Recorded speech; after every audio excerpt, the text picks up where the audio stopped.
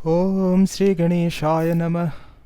बच्चों, आज ये दिखाएगा आपको पैनक्रियास, ये एसिनस उसके अंदर एक एक करके आएंगे। पहले Ganpati Bappa Morya. So today's topic is your pancreas. Feel that this is pancreas. It is a elongated, lobulated, some lobes-like structure जो छोटे छोटे lobules होते हैं, and it's a soft organ or you can say gland, है ना? The second largest gland next to liver, यहाँ पे रहता है। In the concavity of duodenum, अगर यहाँ पे ऐसे मैं duodenum दिखाऊं तो duodenum का जो concavity है यहाँ पे ये ओपन हो रहा था। याद करो वीडियो नंबर 7 में पैनक्रियास से जो निकला था पैनक्रियाटिक डक्ट और यहाँ से आया था कॉमन बाइल डक्ट, मिलके ओपन हो रहा था हेपाटो पैनक्रियाटिक डक्ट। ये डिटेल आप वीडियो नंबर 7 में देखो, आप लोग को पूरा क्लियर होंगे। आज फोकस करेंगे पैनक्रियास में, right. So this is what the pancreas, elongated है, सॉफ्ट है और इसमें छोटे छोटे देखो यहाँ पे मैंने दिखाया हुआ है लोब्यूल्स, है ना, बहुत सारे लोब्यूल्स है। सो लोब एंड लोब्यूल्स, लीवर में भी हमने जिक्र किया था, जो छोटे छोटे फूले फूले स्ट्रक्चर्स रहते हैं उसको हम क्या बोलते हैं, लोब्स, और उससे छोटे होंगे तो lobules, right. So in this pancreas what you have seen, देखो इसके डिफरेंट पार्ट्स देख लेते हैं। एक स्टार्टिंग पार्ट जो है यहाँ पे, इसको हम लोग बोलेंगे head. This one is head, this portion is your head. Next उसके बाद यहाँ पे थोड़ा देखो हल्का सा नैरो पोर्शन, ये वाली हो गया आपके नेक। हेड हो गया, नेक हो गया, this one is neck. Then यहाँ पे ये इसका मेन पोर्शन है जो कि हम लोग बोलते हैं body, right. This one is your body. और बॉडी के ऊपर में यहाँ पे देखो थोड़ा सा फूला हुआ स्ट्रक्चर है, this is called tuber omental. Tuber क्या बोलते हैं, इरेगुलर कुछ बल्जिंग शेप जो रहते हैं, bulge out. Next to body there is a narrow portion which is called as tail. So head, neck, body and tail, ये चारों पार्ट्स हो गए। बॉडी के ऊपर यहाँ पे एक छोटा सा प्रोजेक्शन देखा आपने, ट्यूबर ओमेंटल, और नीचे की तरफ यहाँ पे और एक फूला हुआ स्ट्रक्चर देख रहे हो आप यहाँ पे, this is called uncinate process. So this is all about the pancreas. अब उसके ऊपर देखो कि छोटे छोटे यहाँ पे फूले हुए स्ट्रक्चर आप देख रहे हो, ये सब हैं आपके लोब्यूल्स, छोटे छोटे फूले हुए स्ट्रक्चर लोब्यूल्स है। और इस लोब्यूल्स के अंदर सेल्स टिश्यू किस तरह से अरेंज्ड हैं उसको हम अभी अंदर जाके देखने वाले हैं। अगर मॉर्फोलॉजी बाहर से पहले देख लेते हैं तो उसमें क्या है, आपको इसका जो लेंथ देखोगे अराउंड 15 to 20 सेंटीमीटर रहता है लेंथ, यहाँ से यहाँ तक। और उसका अगर आप देखोगे वेट देखोगे तो 2.5 to 3.8 सेंटीमीटर अराउंड ये चौड़ा है, ठीक है, ब्रॉडनेस। और अराउंड 90 ग्राम्स, 85 to 95 ऐसा ग्राम, 90 ग्राम्स अराउंड इसका वेट रहता है, राइट। अंदर में जाएंगे तो सेल्स एंड टिश्यू हम लोग देखने वाले हैं। Now what is the type of gland it is, heterocrine, exocrine या एंडोक्राइन। जैसे लीवर था हेट्रोक्राइन, ये भी हेट्रोक्राइन है। Why, because it has both exocrine and endocrine. Exocrine क्या होता है कि जिसमें डक्ट होता है, इसमें डक्ट वाले ग्लैंड भी होते हैं, मतलब डक्ट वाले ग्लैंडुलर पार्ट होते हैं, और एंडोक्राइन पार्ट्स भी होते हैं। सो अराउंड 99% मतलब कि ज़्यादा से ज़्यादा पोर्शन रहता है आपका इसके अंदर। अगर देखोगे आप कट करके उसके ट्रांसफर सेक्शन लेंगे तो यहाँ पे ऐसा लोब्यूल दिखेगा। देखो एक छोटा सा लोब्यूल के अंदर हम लोग जाके यहाँ पे देख रहे हैं, छोटा सा लोब्यूल के अंदर देख रहे हो, इसको बड़ा करके मैं यहाँ पे जूम करके दिखा रहा हूँ। तो यहाँ पे देखो ये डक्ट वाले पोर्शन रहते हैं, this is exocrine part around 99%।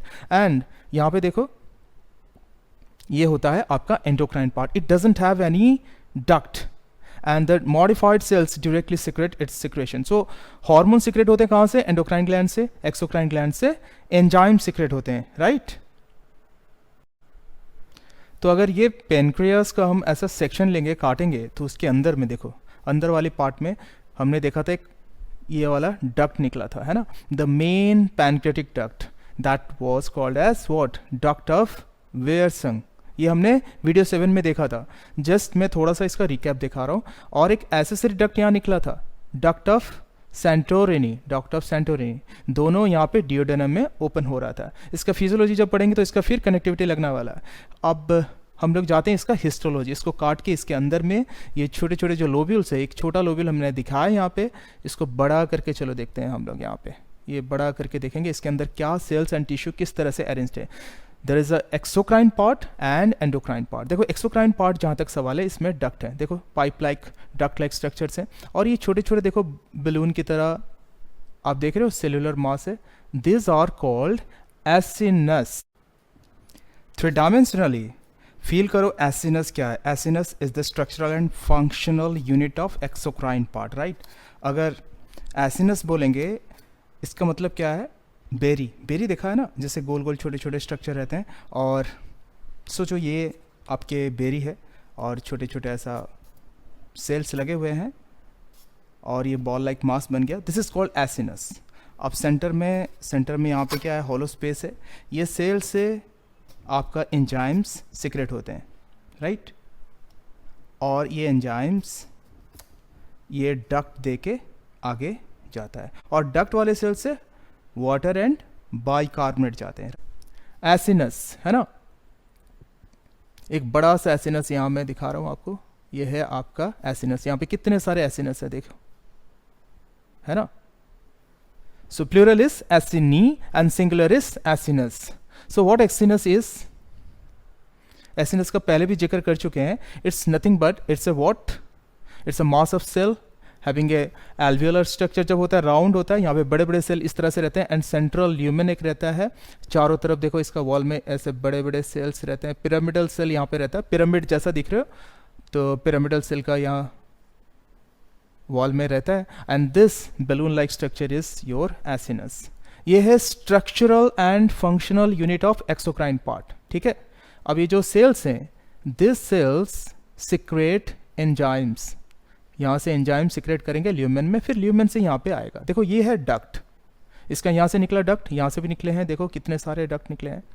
अब जब एसिनस का अंदर घुसा है जहाँ तक डक्ट, इसको बोलते हैं centro acinar duct, and finally it is coming out. यहाँ पे ऐसे बहुत सारे एसिनस से डक्ट्स निकले हुए हैं, these are called intercalated duct, right? So many intercalated duct again united to form what? Further striated duct. These are intralobular, lobule के अंदर हैं. Then further secretory duct, it is coming out and leads to interlobular duct. ऐसे बहुत सारे interlobular duct निकलेंगे, फिर आगे जाके यहाँ पे मिक्स होंगे। देखो यहाँ पे कितने सारे duct निकले हैं, and finally they are united with the main duct of Wiersung, which finally opens into the duodenum after united with your what? Common bile duct. Common bile duct कहाँ से आ रहा था? देखो यहाँ पे ये वीडियो 7 में हमने पढ़ा हुआ है, तो कॉमन बाइल डक्ट यहाँ से आ रहा है, which is the union of what?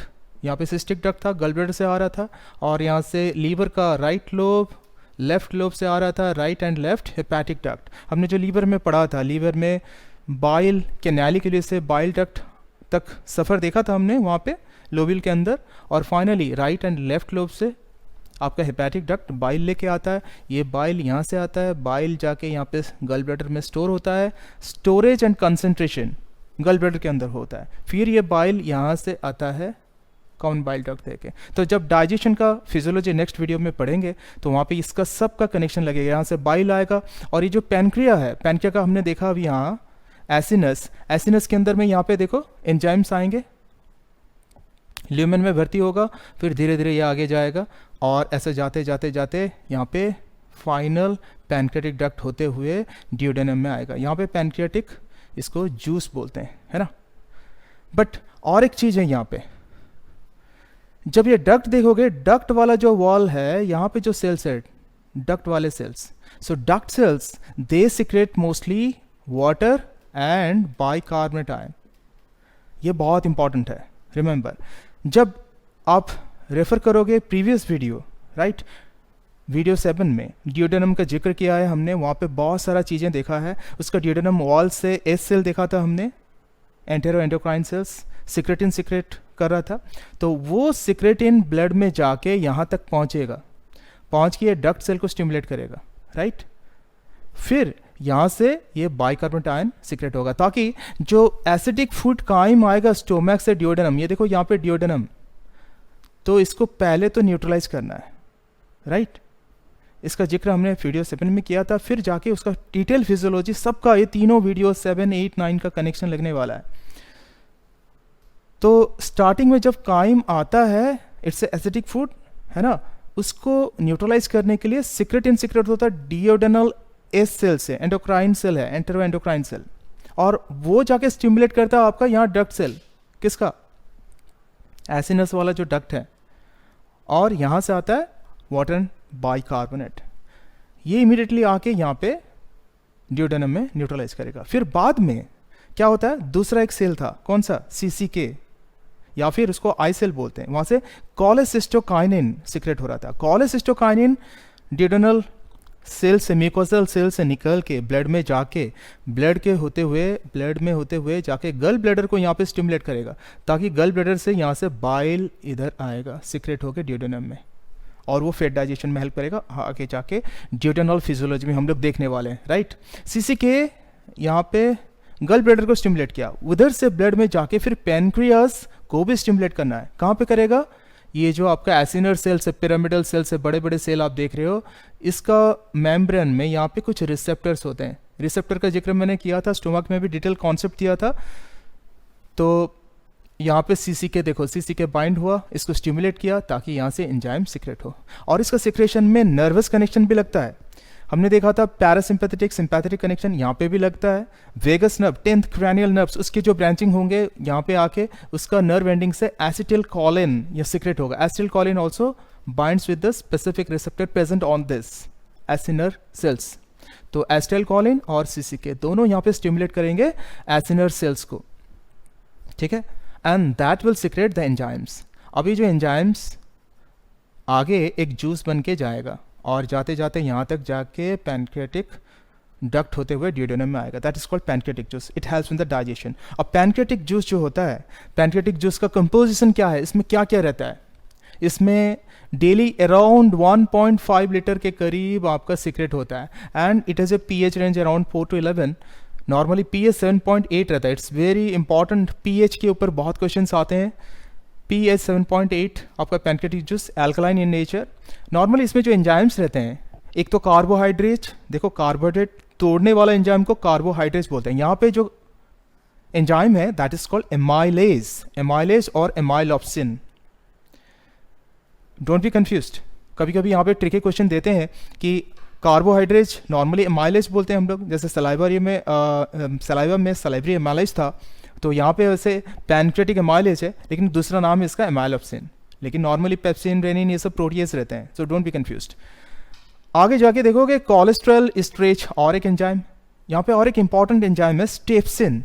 स्टेप्सिन लगता है सुन के मैंने क्या बोलते हैं, proteinase, but it's not a proteinase, it's a pancreatic lipase. So pancreatic lipase, lipid तोड़ने वाला पैनक्रियाटिक लाइपेज, और इसका दूसरा नाम है स्टेप्सिन। फिर प्रोटीन तोड़ने वाला प्रोटीएज या प्रोटीनेज एंजाइम दो तरह का रहता है। One is your endopeptidase and second one is exopeptidase. जब डाइजेशन हम लोग देखेंगे डिओडेनल फिजियोलॉजी में तो और डिटेल पढ़ने वाले हैं। जस्ट मैं आपको लिंक दे रहा हूं कि जब कोई प्रोटीन क्या है, पॉलीपेप्टाइड चेन होता है, लाइक फील दिस वन, आपका पेप्टाइड चेन्स है प्रोटीन का, और इसको छोटे छोटे यूनिट्स में अगर देखोगे तो each unit is known as your amino acids. अब इसको छोटे छोटे पीस में काटना है, कौन काटेगा, एंजाइम, है ना। तो यहाँ पे एंडोपेप्टिडेज मतलब चेन का बीचों बीच कहीं पे काटेगा। पेप्टाइड बॉन्ड C++ONH, ये बायोमोलिकल्स में देखोगे, है ना। जब दो एमिनो एसिड्स का एक एमाइनो ग्रुप NH2 ग्रुप और दूसरे का कार्बोक्सिलिक ग्रुप COH ग्रुप लगता है तो C++ONH लगता है, दिस इज पेप्टाइड बॉन्ड। तो यहाँ पे एंडोपेप्टिडेज बीच में तोड़ता है, लेकिन साइड में या एंड में एक एंड में एमाइनो ग्रुप रहेगा, एक एंड में आपका कार्बोक्सिलिक ग्रुप रहेगा। तो कार्बोक्सिलिक ग्रुप या एमाइनो ग्रुप में अगर काटता है एंजाइम तो उसको बोलेंगे हम लोग एक्सोपेप्टिडेज। एक्सो मीन्स बाहर, एंड में। एक्सोपेप्टिडेज और एंडोपेप्टिडेज। एंडोपेप्टिडेज में तीनों एंजाइम बहुत इंपॉर्टेंट है, ट्रिप्सिनोजेन, काइमोट्रिप्सिनोजेन एंड प्रो इलास्टेज, याद रखना ये तीनों बहुत इंपॉर्टेंट है। इसका पूरा एक्शन हम लोग देखने वाले ड्यूडेनल फिजियोलॉजी, क्योंकि ये बहुत लंबा है तो मैं सबका कनेक्टिविटी दे रहा हूँ। Kindly follow video number 7, 8, 9 continuously. Endopeptidase हो गया, अभी एक्सोपेप्टिडेज। एक्सोपेप्टिडेज एंड में काटेगा, कार्बोक्सिलिक ग्रुप में काट सकता है, एमिनो ग्रुप में भी काट सकता है। जब कार्बोक्सिलिक ग्रुप में काटता है तो प्रो कार्बोक्सिल पेप्टिडेज एक एंजाइम है और एक है प्रो एमिनो पेप्टिडेज। सो नाम से ही पता चल जाता है, एमिनो ग्रुप काटता है तो pro amino peptidase, pro carboxyl peptidase carboxylic group में काटता है। और डीएनएज, डीएनए को तोड़ने वाला, आरएनएज, आरएनए को तोड़ने वाला। ठीक है, सो न्यूक्लिक एसिड जानते हो, न्यूक्लिक एसिड को तोड़ने वाला, अगर ये चेन न्यूक्लिक एसिड हो जाता है तो उसमें each unit is what, your nucleotide. Nucleotide में nitrogenous base, phosphate and pentose sugar रहते हैं, राइट। तो उसमें अगर डीएनए रहेगा डबल स्टैंडर्ड, हमारे ह्यूमन बींग में जैसे रहता है सिंगल स्टैंडर्ड आरएनए रहता है, बाकी वायरस वगैरह में तो और बहुत सारे चक्कर रहते हैं, है ना। तो डीएनए को तोड़ने वाला, न्यूक्लिक एसिड को तोड़ने वाला न्यूक्लियस, डीएनएज। अगर आरएनए न्यूक्लिक एसिड को तोड़ने वाला एंजाइम होगा तो न्यूक्लियस, दैट इज आरएनएज। तो ये सारे एंजाइम्स हमारा पैनकेटिक जूस में रहता है जो कि डाइजेशन में हेल्प करता है, right. So this is all about the pancreatic juice. It's very very important. It helps in the digestion. Now come down to the endocrine part. Endocrine part क्या है? देखो यहाँ पे endocrine part, इसके बीचों बीच देखा आपने, एक एक लोब्यूल में आप इतने सारा देख रहे हो, एसिनस, एसिनर सेल्स, और बीचों बीच देखो यहाँ कुछ ग्रुप ऑफ सेल्स लगे हुए हैं। It's like a ball like mass. ये देखो यहाँ पे बॉल लाइक मास जो है इसको बोलते हैं islet of Langerhans. It's very very important. So ऐसा कितने आइलेट्स मिलते हैं? मिलियन के करीब, 1 to 2 millions islet of Langerhans ऐसा मिलते हैं पैनक्रियास के अंदर में। It's very very important and they have different cells. इसमें देखो 3 major type of cells. One is your alpha cell, जो मैंने यहाँ पे ग्रीन में दिखाया हुआ है, वो पेरीफेरी में रहता है और अराउंड आपके 15% कवर करता है टोटल। नेक्स्ट आप देख रहे हो अंदर में ब्लैक कलर के बहुत सारे सेल्स भरे हुए हैं, है ना। मेजोरिटी अराउंड 65% टोटल का कवर करता है। This is called beta cell. और एक दिखा ब्लू में, देखो यहाँ पे, ये है delta cell. It is very less in amount. और कुछ सेल्स होते हैं एफ सेल या फिर पैनकेटिक पॉलीपेप्टाइड सेल्स बोलते हैं। अब इनका काम देख लेते हैं और सिक्रेशन देख लेते हैं। सो क्योंकि endocrine part they secrete hormones, तो यहाँ पे हार्मोन सिक्रेट करेगा। अल्फा सेल क्या सिक्रेट करता है? आपका glucagon, and it is a diabetogenic or hyperglycemic hormone because it increases the level of glucose in the blood. Normally glucose कितने रहते हैं? 80 mg to 120 mg per 100 ml of blood. This is normal level. अगर 120 से ऊपर जाएगा तो diabetes या hyperglycaemia, 80 से नीचे जाएगा तो फिर क्या है? हाइपोग्लाइसेमिया। ठीक है, तो ग्लूकोज लेवल कैसे मेंटेन होता है? अब जब लेवल कम हो जाता है, 80 से नीचे जाने को कोशिश करता है, इमीडिएटली ये ग्लूकागन क्या करता है? आपका ग्लूकोज लेवल बढ़ाता है। कैसे? जो मसल्स में आपके ग्लाइकोजन भरे हुए रहते हैं, सपोज ये ग्लाइकोजन है तो इसको तोड़ेगा तो बहुत सारे ग्लूकोज निकलेंगे और ब्लड में आएंगे तो लेवल मेंटेन हो जाएगा। वैसे ही बीटा सेल से क्या निकलता है? बीटा सेल से इंसुलिन। ये हार्मोन पेप्टाइड हार्मोन में है ना, ये भी एमिनो एसिड्स का पेप्टाइड चेन का बना हुआ है insulin. It's very important. Insulin क्या करता है? अगर ग्लूकोज लेवल बढ़ जाता है 120 से ज़्यादा, सपोज आपने मीठा खा लिया तो एकदम से ब्लड में आएगा ज़्यादा मीठा, मतलब ज़्यादा ग्लूकोज लेवल बढ़ेगा। जब हम लोग ज़्यादा मीठा खा लेते हैं या फिर कुछ करते हैं तो मतलब जो मीठा, तो ग्लूकोज लेवल क्या होता है? ब्लड में बढ़ता है इंटेस्टाइन से एब्जॉर्ब होके। अब 120 से ज़्यादा तो नहीं जाना चाहिए, नहीं तो डायबिटीज़ हो जाएगा। तो उसके लिए इंसुलिन क्या करता है? एक्स्ट्रा ग्लूकोज को लेके आपका ग्लाइकोजन में कन्वर्ट कराएगा। सपोज ये ग्लूकोज है तो बहुत सारे चेन का फॉर्मेशन कराएगा और ग्लाइकोजन स्टोर होने लगेंगे। तो ये तो लीवर का हमने फंक्शन में भी देखा था। तो ज़्यादा मसल्स में अगर ग्लाइकोजन स्टोर होते हैं तो हम लोग मोटे हो जाते हैं। तो ग्लाइकोजन जो स्टोर होता है जब मीठा ज़्यादा खाते हैं तो मोटे होते हैं। Because of any reason insulin अगर काम नहीं कर रहा तो फिर क्या होगा? ग्लूकोज लेवल बढ़ेगा and that is nothing but your diabetes. और एक सेल देखा था हमने, डेल्टा सेल। डेल्टा सेल क्या करता है? डेल्टा सेल सोमैटोस्टैटिन सीक्रेट करता है। It's another hormone. अब ये क्या करता है? दोनों को चेक करता है। अगर ओवर प्रोडक्शन ऑफ ग्लूकागन या ओवर प्रोडक्शन ऑफ इंसुलिन ये डिस्टर्ब कर देगा ग्लूकोज लेवल को, और उसको कंट्रोल करने के लिए दोनों को दोनों का ओवर प्रोडक्शन को चेक करने के लिए, कंट्रोल करने के लिए सोमैटोस्टैटिन सीक्रेट होता है। हमने स्टोमक में भी देखा था, इंटेस्टाइन में भी देखा था सोमैटोस्टैटिन का रोल। अब एफ सेल या फिर पैनक्रियाटिक पॉलीपेप्टाइड सेल हम लोग देख रहे हैं यहाँ पे, ये क्या करता है, इसका एक इंपॉर्टेंट काम है, ये चेक करता है किसको, पैनक्रियाटिक जूस का। पैनक्रियाटिक जूस जो यहाँ से प्रोडक्शन होता है उसको फिर चेक करना पड़ता है। देखो यहाँ पे क्या होता है, बॉडी के अंदर एक होम्योस्टैसिस मैकेनिज्म होता है, ये जनरल बायोलॉजी का कॉन्सेप्ट है कि कुछ भी नॉर्मल कंडीशन से बाहर जाता है तो बॉडी अपने आप उसको मेंटेन कर लेता है। तो बच्चों यहाँ पे ना सारे के सारे कनेक्टिविटी लगने वाला है नेक्स्ट वीडियो में, जहाँ पे हम लोग डिओडेनम के अंदर डाइजेशन देखने वाले हैं, fat digestion, protein digestion, carbohydrate digestion, है ना, बहुत इंपॉर्टेंट है, लेकिन सबका जूस यहाँ मिलने वाला है। The structural and functional unit of pancreatic exocrine part secreting pancreatic juice. Option A acinus, B islet of Langerhans, both A and B, and pancreatic lobules. Guess what will be the answer? It's acinus, right? हमने जो देखा था यहाँ पे pancreas के अंदर ऐसे छोटे छोटे फ्लावर लाइक स्ट्रक्चर हमने देखा था, जो लोबुलर बेरी जैसा स्ट्रक्चर, हम इसको बोले थे acinus, right. Acinar pyramidal cells था, यहाँ से एंजाइम सीक्रेट हो रहे थे और पैनक्रियाटिक जूस आगे जा रहा था, right. And this is the structural and functional unit of exocrine part, है ना, क्योंकि इसमें डक्ट रहता है, आगे चलता है। आइलेट ऑफ लैंगरहैंस, इसमें छोटे छोटे जो आपके एंडोक्राइन सेल्स थे, group of endocrine cells, alpha beta, है ना, डेल्टा, एफ सेल्स, इनका ग्रुप को बोला जा रहा था islet of Langerhans, that is a endocrine part. Both and अभी तो होना नहीं है, पैनक्रियाटिक लोब्यूल नहीं होगा। Pancreatic juice does not contain amylopsin, DNase, RNase, trypsin. याद करो पैनक्रियाटिक जूस, जब पैनक्रियाटिक जूस यहाँ से निकल रहा था एसिनर सेल से, इसमें क्या क्या एंजाइम्स थे, प्रोटीन डाइजेस्टिंग एंजाइम में एंडोपेप्टिडेज एंड क्या था, एक्सोपेप्टिडेज। और एंडोपेप्टिडेज में हमारा था ट्रिप्सिनोजेन, है ना, काइमोट्रिप्सिनोजेन, याद आ रहा है। और अगर यहाँ पे ट्रिप्सिन देखोगे तो ट्रिप्सिनोजेन आ रहा था, इनएक्टिव फॉर्म। अब इनएक्टिव फॉर्म यहाँ से सीक्रेट होने के बाद यहाँ डिओडेनम के अंदर में अल्कलाइन पीएच में ये एक्टिवेट हो रहा था ट्रिप्सिन में। अब जाएंगे डिओडेनल फिजियोलॉजी में देखने वाले, तो ये तो हमने पढ़ना है, ये पढ़ना है हमें आगे जाके नेक्स्ट वीडियो में, लेकिन इसका इनएक्टिवेशन एक्टिवेशन का चक्कर यहाँ पे लगा, तो ट्रिप्सिन इज़ द आंसर। क्यों? क्योंकि ट्रिप्सिन एक्टिव फॉर्म में ये डिओडेनम जाके बनता है।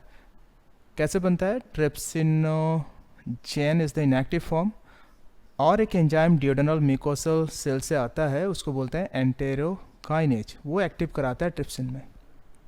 तो पैनक्रियाटिक जूस जो आता है इसमें इनएक्टिव फॉर्म रहता है, एक्टिव फॉर्म डिओडेनम में जाके कन्वर्ट होता है, तो दिस इज द आंसर। ये ट्रिकी क्वेश्चन है, बाकी तो ये हो रहता ही है।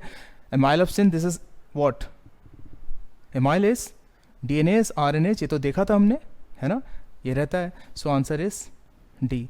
क्योंकि जब भी क्या होता है कि बहुत सारे कनेक्टिविटी लगता है, तभी मैंने बोला था लास्ट वीडियो में आपको क्या करना है, जब भी आप पढ़ते हो तोड़ मरोड़ के क्वेश्चन बनाना चालू करो वहीं पे।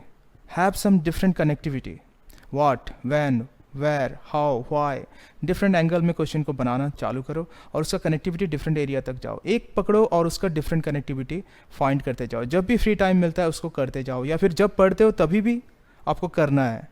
एंड आई प्रॉमिस यू, इससे आपका कॉन्सेप्ट और क्लियर होगा, एफिशिएंसी बहुत बढ़ जाएगा, बहुत फास्ट और बहुत अच्छी तरह से क्वेश्चन कर सकते हो। जब आप खुद ही क्वेश्चन बना रहे हो, you are the expert, you know the answer, कौन आपको बीट कर सकता है, राइट।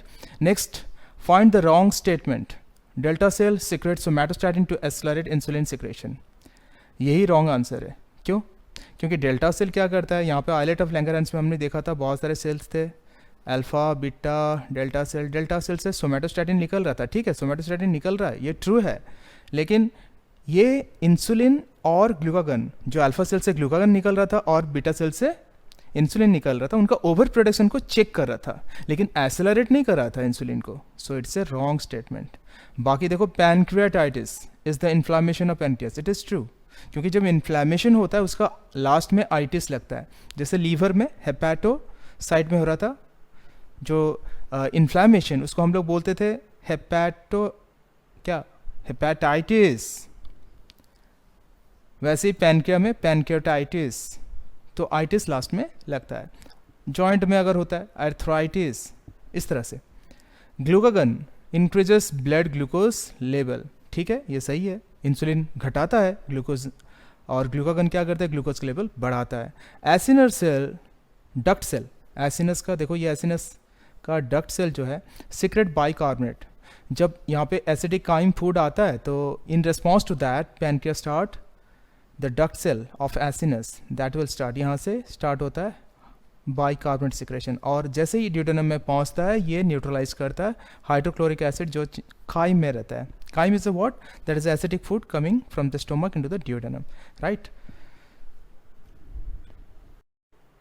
तो बच्चों ये सारे के सारे connectivity, video 7, 8, 9, all that, pancreas, liver, duodenal connectivity, gall bladder, ये सारे के सारे कनेक्टिविटी लेना। In the next video I will come up with the duodenal physiology, right. So इसमें सारे के सारे कनेक्टिविटी लगेंगे, and stay tune till then, like share subscribe, मिलते हैं, जय जगन्नाथ।